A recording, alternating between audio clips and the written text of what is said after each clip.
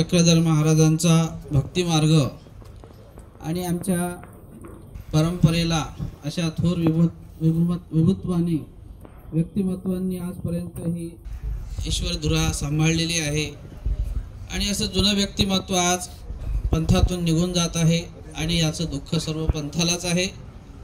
ज्यांच्या आचारा विचाराने दर्शनाने खरोखरच मानसिक समाधान प्राप्त व्हावं अशा प्रकारचं एक कर्तृत्व एक प्रकारे असलेलं बाबांचं वलय त्यांनी आपल्या या आचरणाने निर्माण केलं होतं आणि म्हणून खरोखरच आमच्या उपाध्य कुळामध्ये वयोवृद्ध असलेलं परंतु आदर्श असं व्यक्तिमत्व बाबाजी।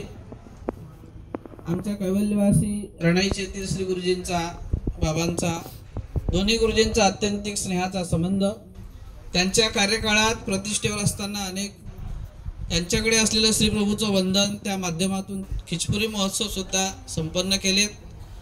अनेक प्रकारे धर्मरूपी संस्कार त्यांच्या जीवनात त्यांनी सगळ्या परिवाराला भक्तिजनांना सगळ्यांना देण्याचा प्रयत्न बाबांनी केला आणि अत्यंत स्नेह लळा असलेलं असं व्यक्तिमत्व कोणाशीही बोलावं आपण जरी सहज बोललो तरी त्यांनाही सहजतेनं बाबांनी बोलावं कधीही आपला मोठेपणाचा बडेजाव त्यांनी त्यांच्या जीवनात कधी केला नाही असं व्यक्तिमत्व ज्या आदर्शाने आज आमचा पंथ पुढे जात आहे हा ईश्वरीय मार्गाचा प्रवास पुढे जात आहे आणि ज्याची आज खरोखरच नितांत त्या नम्रतेची आम्हाला पंथाला आवश्यकता आहे असं व्यक्तिमत्व हे बाबाजी।